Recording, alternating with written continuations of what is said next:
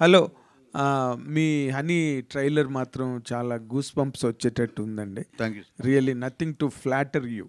ఎందుకంటే ఆ kind of impact తీసుకురావడానికి మీరు ఎంత కష్టపడి ఉంటారు కథలో. That is depicted in that short విజువల్స్లో కూడా. And Ajay Arasada, yes really మీరు రాగానే చెప్పారు కదా 50% అతనే హీరో అని. Really it really resembled there. I wish you best of luck. మంచి హిట్ అవ్వాలి సినిమా. అండ్ ఏంటి కాంటెంపరీ ఇష్యూ, బర్నింగ్ టాపిక్ కాబట్టి 100% ఇట్ విల్ హుక్ థియేటర్స్ అన్నది నా నమ్మకం కూడా sir. All of you best of luck for you. ఇప్పుడు ఇలాంటి క్యారెక్టర్లు చేసేటప్పుడు ఒక యాక్టర్గా what can you really gain? ఇప్పుడు ఒక తక్కువ ఇమోషన్స్ అన్నీ వేరు. దీంట్లో వాట్ ఈజ్ యువర్ ఎక్స్పీరియన్స్ ఈ క్యారెక్టర్ చేయడంలో? ఆ విజువల్స్ చూశాను కదా. ఇప్పుడు ఒక యాక్టర్గా ఏం గెయిన్ చేయగలిగారు మీరు? సార్ ఈ క్యారెక్టర్ చేసేటప్పుడు నాకు తెలిసిందంటే మనిషి ఇక్కడ లోపల పుట్టే ఒక దయ్యం ఉంటుంది కదా సార్, అది చాలా డేంజరస్ అండి. అది అంటే దాన్ని ఎలా కంట్రోల్లో పెట్టుకోవాలనేది ఈ సినిమా తర్వాత నాకు తెలిసింది. మనం ఆలోచించే విధానం మన నిజంగా మనం చాలా ఈవెల్గా ఆలోచించామనుకోండి మనకు తెలిసిపోతుంది సార్. సో ఆనంద్ అనే క్యారెక్టర్ మైండ్లో వాడు చాలా చాలా వెరీ బ్యాడ్ హ్యూమన్ వాడు బ్రెయిన్లో.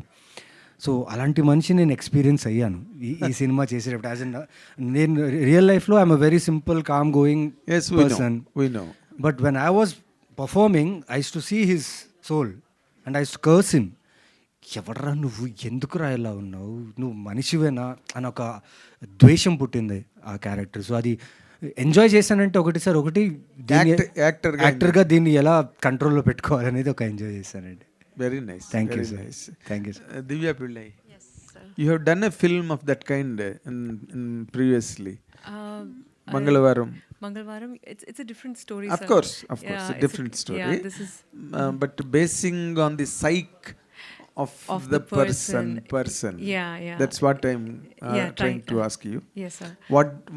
What kind of a difference really did it make for you, Honey? So in Mangalvaram, Rajeshwari Devi is it's a very human character. Like she is portraying this innocent, as a victim, being with a narcissistic husband, like a very abusive husband, verbally abusive. He's not around, and she has an affair. And then but she does not want her image to be spoiled in front of the community. So because of that, and when she sees that there is someone who's actually seeing her like that, and then she goes and she does the most unimaginable thing because she wants to preserve her image in front of the community. That is more important for her. Yes. How people perceive of her. Yes. Not the truth. So that is her. That is Rajeshwari Devi. Lalita, on the other hand, is a helpless mother, a wife. The pain that she goes through, that is what I went through while playing Lalita. The helplessness that a woman has, where she wants to, you will see when you see the movie, you'll understand, sir, like the what she's trying to preserve, like her family, even, and to what extent she will go to protect her family. Okay. So that is where Lalita is, and completely two different tangents, completely two different, but portraying very real human beings. Of course, you are the one. Characters are two, but you are the one who handled it. Yeah. Fantastic, very good. you. Karuna Thank you, sir. Karuna garu, మీరు ఎప్పుడు ఏ subject తీసుకున్నా దానిలో ఏదో ఒక Rogers edge కానీ లేకపోతే ఒక కత్తి మీద సామ్ అన్నది 100% ఉంటుంది. అంటే అఫ్కోర్స్ రాజా రవీంద్ర గారు కానీ లేకపోతే తను కానీ సినిమా చూసారు, మీరు అందరూ చాలా బాగుందని చెప్తున్నారు, నైస్ ఆఫ్ ఇట్. బట్ ఈ kind of Rogers edge stories తీసుకుని చేయడంలో మీరు ఆ ఛాలెంజ్ని ఎందుకండి అంతలాగా ఎంజాయ్ చేస్తారు? ఏమో నేను తేడా ఏమో సార్ కొంచెం మరి. కదా అంటే వీటిని కన్విన్స్ చేయడం, రాయడం, మళ్ళీ స్క్రీన్ నెరేషన్లోకి తెచ్చేటప్పుడు ఇప్పుడు లిటరేచర్ బ్యాక్గ్రౌండ్ కదండి, అంటే కథ రాసేటప్పుడు పాఠకులకి కొంచెం బాగా రీచ్ అవ్వాలి, మంచి సబ్జెక్టులు రాయాలి అనుకుంటాం. ఆ బ్యాక్గ్రౌండ్ నుండి వచ్చాను కాబట్టి. రెండోది ఏంటంటే రియలిస్టిక్ సినిమా చేయడం అనేది నాకు చాలా ఇష్టం, అంటే నా జోనర్. అంటే సో నేను చేసే సినిమాలను చేసేవాళ్ళు చాలా తక్కువ మంది ఉన్నారు నాకు తెలిసి మన ఇండస్ట్రీలో, అంటే తెలుగు ఇండస్ట్రీలో.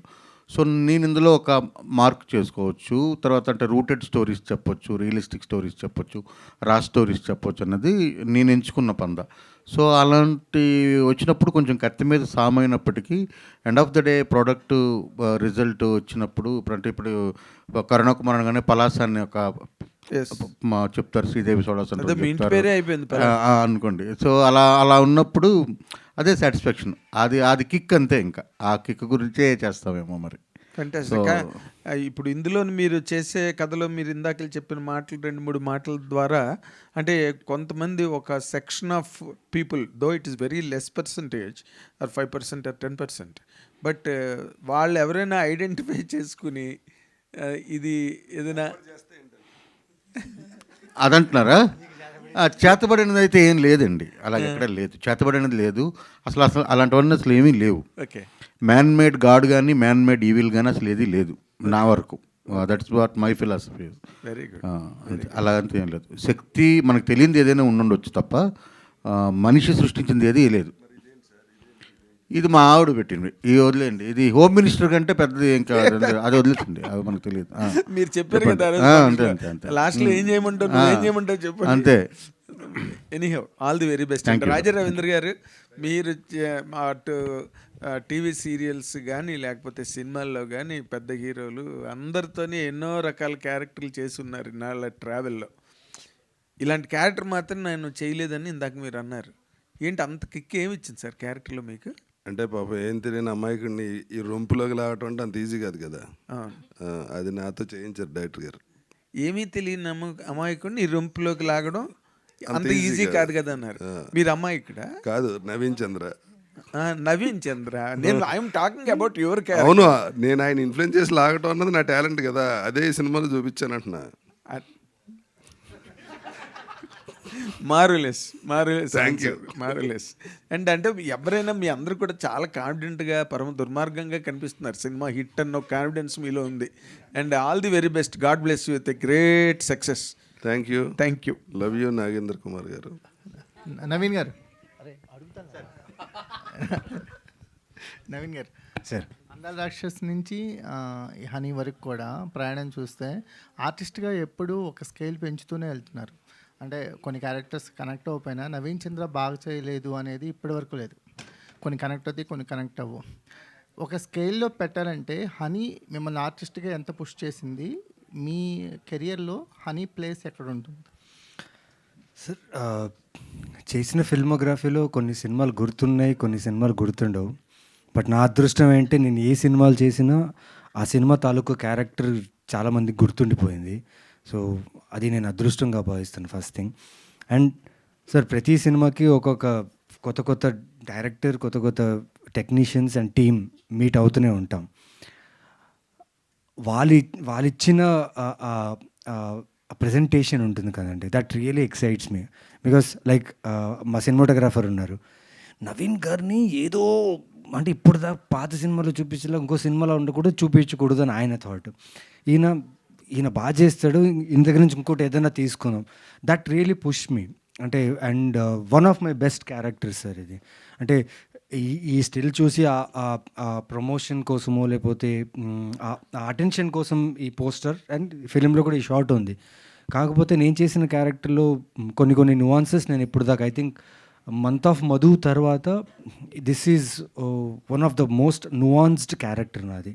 అంటే ప్రతి రియాక్షను యాక్షన్ కూడా చాలా జాగ్రత్త పడి ఆలోచించి చేసిన క్యారెక్టర్ ఇది. So hopefully I will scare you guys, but at the same time చిన్న థాట్ ప్రొవోకింగ్ ఉంటుంది అనిపిస్తుంది సార్. కరుణ్ కుమార్ గారు సార్, అంటే ఒక రూటెడ్ కథలతో వస్తుంటారు, ఇప్పుడు ఈ డార్క్ సైడ్ ప్రయాణం మొదలెట్టారు. సో ఈ క్యారెక్టర్ అంటే ఈ కథను ఎంచుకోవటానికి ఉన్న ఏంటి అంటే ఇందాక మాట్లాడుతూ బడ్జెట్ గురించి మాట్లాడొద్దు అని స్పెసిఫిక్గా చెప్పారు. ఏమన్నా మీరు హర్ట్ అయ్యారా బడ్జెట్ల గురించి మాట్లాడుతున్నప్పుడు? కానీ బడ్జెట్ గురించి మాట్లాడడం అంటే మేము ఈ సినిమాని అనుకున్న బడ్జెట్లోనే సినిమాకి తగ్గ బడ్జెట్ పెట్టాము. నేనేంటంటే రిక్వెస్ట్ చేయాలనుకో ప్రాబ్లం ఏమవుతుందంటే ఒక అభిరుచి ఉన్న ఒక నిర్మాత ఒక కథని ఇప్పుడు ఫస్ట్ క్వశ్చన్ ఏంటంటే ప్రయాణం మొదలు పెట్టారు దీంతో అన్నారు కదా, అంటే ఇది కూడా సేమ్ ఒక రూటెడ్ స్టోరీ. మనం చెప్పని స్టోరీ చెప్పట్లేదు దాన్ని, అంటే చాలా రకాల కథలు ఉన్నాయి కదా, ఇందాక చెప్పాను కదా. సో అటువంటి స్టోరీని ఇప్పుడు మనం చెప్పాము. సో ఇది రూటెడ్ స్టోరీ ఖచ్చితంగా. ఆ మాట ఎందుకు చెప్పానంటే ఇలాంటి ఒక కొత్త కథను తీయడానికి అంటే నార్మల్గా రిస్క్ లేని కథలు చెప్పడానికి ఫస్ట్ ఏ ప్రొడ్యూసర్ అని మొగ్గు చూపుతాడు. ఒక పాటలు హాయిగా వెళ్ళే కామెడీ, ఒక 4-5 ఫైట్లు, కమర్షియల్ ఎలిమెంట్స్ అవి ఉంటే అలాంటి చేద్దాం అనుకునే వాళ్ళు ఉంటారు. అలా కాకుండా ఇలాంటి సినిమాలు తీయాలంటే అభిరుచి ఉండాలి. అభిరుచి ఉన్న వాళ్ళందరి దగ్గర అంత ఇది ఉంటుంది అంటే ఉండకపోవచ్చు కదా. ఇప్పుడు ఆయన ఏంటంటే is not from film background, ఆయన ఇది కదా, ఆయన బిజినెస్ మ్యాన్. సో అందులోంచి ఆయన హార్డ్ అండ్ మనీని పెట్టినప్పుడు మేమేమనుకున్నామంటే ఓన్లీ కంటెంట్కి ఎంత అవసరమో అంత డబ్బుని దీంట్లో పెట్టాము. అది చెప్తున్నాను. నేనేమంటున్నానంటే అంత పెట్టినప్పుడు మిగతా సినిమాలకి పబ్లిసిటీకో లేకపోతే ఇంకొక విషయాలకో ఖర్చు పెట్టగలిగింది ఇందులో లేదు. కాబట్టి మీ అందరికీ నేనేం చెప్తున్నానంటే మీరందరూ దీనికి కొంచెం ఊపిరిది బాగా తీసుకెళ్ళండి అని చెప్పడం నా ఉద్దేశం దీంట్లో.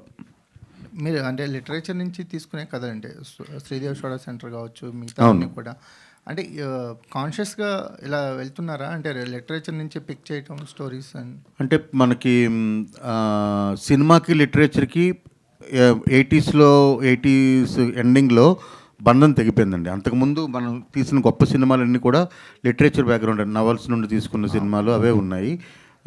స్టిల్ అంటే హిందీ నుండి మనం తీసుకున్న సినిమాలైనా సరే హిందీలో వచ్చిన నవల్స్ నుండి తీసుకున్నవి లేదా మన సైడ్ నుండి అక్కడికి వెళ్ళినాం. కానీ అంటే గొప్ప సినిమాలుగా నిలబడినవన్నీ కూడాను కోడూరు కౌశల్యాదేవి గారి దగ్గర నుండి అద్దనపూడి సులోచనారాయణ గారు, ఎండమూరి వీరేంద్ర గారు, మల్లా వెంకటకృష్ణమూర్తి గారు, కొమ్మనపల్లి గణపతిరావు గారు వీళ్ళంతా రాసిన నవల్స్ని మనం సినిమాలు చాలా ఎక్కువ తీసాం మన తరం వరకు మాట్లాడుకుంటే.